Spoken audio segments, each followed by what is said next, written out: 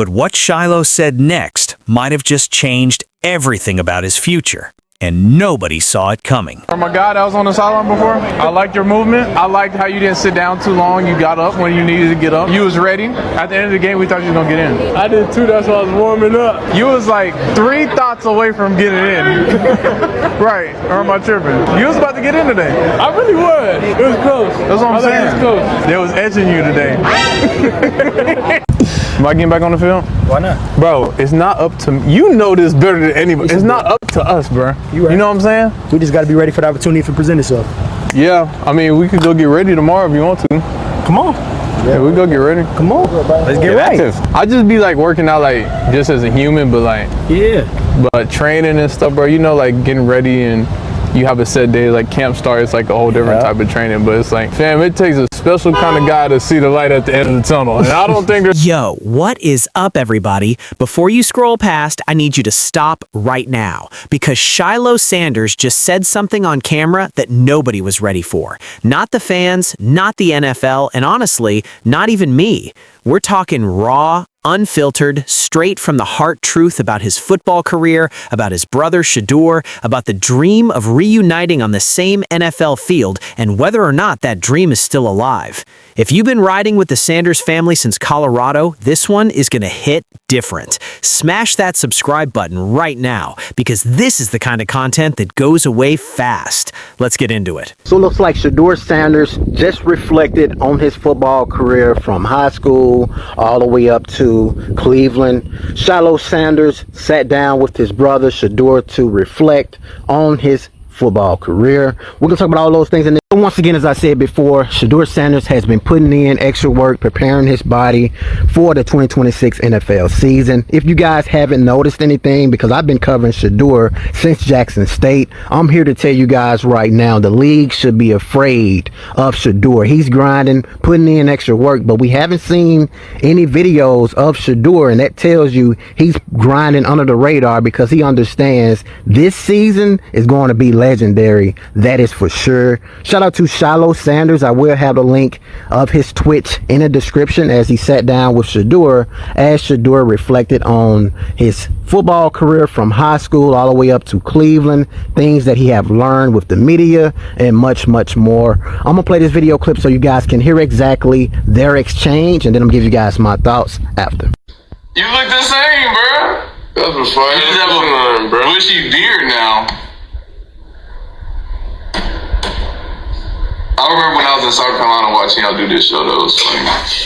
Prime Time 2.0. No, this is when you surpassed me in followers. So we used to have the same amount of followers, but then when you did the overtime thing, then you just got all the followers. Chanel, appreciate it. Oh, you said you going to Chanel? Nah, Shedeur loves Chanel. Come on, bro. I don't even be on it. They know his name there. All right, so real talk. I've been following this family for a minute, and every time I think the Sanders story has reached its peak, something happens that pulls me right back in. Coach Prime built something special at Colorado. Shedeur is in Cleveland living his best life. Pro Bowl rookie season representing the AFC. The kid is doing it. But what about Shilo? What about the other Sanders brother who gave everything he had on that football field? Shilo went undrafted, signed with Tampa Bay on pure heart and hustle, got cut before the season even started, and since then, man, it's been silence from NFL teams. But Shilo has not been silent. He's been creating content, making music, building his brand. And in his latest YouTube video, he sat down and got completely, brutally honest about where his head is at right now with football. And I'm going to break it all down for you. Every word, every moment. Because what he said matters. And the way he said it, that's a man who has done real soul searching. Oh my God! I was like, bro, if you need help with any plays, bro, just let me know. But the thing about it, fam, it's just like a lot of things that go into the football stuff. So when people ask me that question, they don't understand, like, it's not up to me. That's up to like Drew Rosenhaus and like his connections, and it doesn't have nothing to do with me personally. It's not like every team just hates me. It's just business, bro. It is what it is. It is. So what am I gonna do about that mentally? Am I gonna be like trying to force like my way into doing something that isn't a possibility, or all I could do is just operate, bro? So in the video, Shilo is chopping it up with one of his boys, and the conversation turns to football. his guy asks him straight up, "Are you getting back on the field?" And here's where it gets real. Shilo says, and I'm paraphrasing here, that it's not up to him. He said his agents, Drew Rosenhaus and Robert Bailey, they handle the business side. And every team decision, every opportunity, every callback, none of that is in his hands. He said, "It's not like every team just hates me. It's just business, bro." That right there, that's a mature answer. That's a man who has processed the pain and came out the other side with clarity, not bitterness, not anger, just clarity. But then, and this is the part that got me, he says something that honestly stopped me cold. He said there's no light at the end of his tunnel when it comes to football, that he doesn't know if he sees a path back. Now, before y'all panic, his friend immediately pushed back, said, "Bro, there's unlimited light." And Shilo kind of laughed it off. But the fact that he even said it, that tells you exactly where his mental is right now. This isn't fake humility. This isn't a guy playing coy for content. This is Shilo Sanders being completely transparent about the weight he's carrying. And here's what I took from that moment. The passion might be fading, not the talent, the passion. There's a difference, because right after that, they literally got up and started running routes and backpedaling right there on camera. Shilo looked smooth. His footwork, still sharp. His tracking, still there. He was covering his boy rep after rep, talking trash the whole time. "I still got it. I'm not tired." So the body is ready. The skill set is ready. The question is the fire still burning inside? Now, let's talk about what everyone really wants to know. Could Shilo end up playing with his brother Shedeur in the NFL? Listen, in the video, Shilo made it crystal clear that he would love nothing more than to reunite with the whole squad. He talked about traveling with Coach Prime, with Shedeur, Travis, Jimmy, the whole Colorado family, and how those were some of the greatest moments of his life, not just on the field, in life. He said he would love for that energy to come back, on the field and off it. And we already know Coach Prime said publicly he would love to coach both his sons again. So the desire is there from every direction.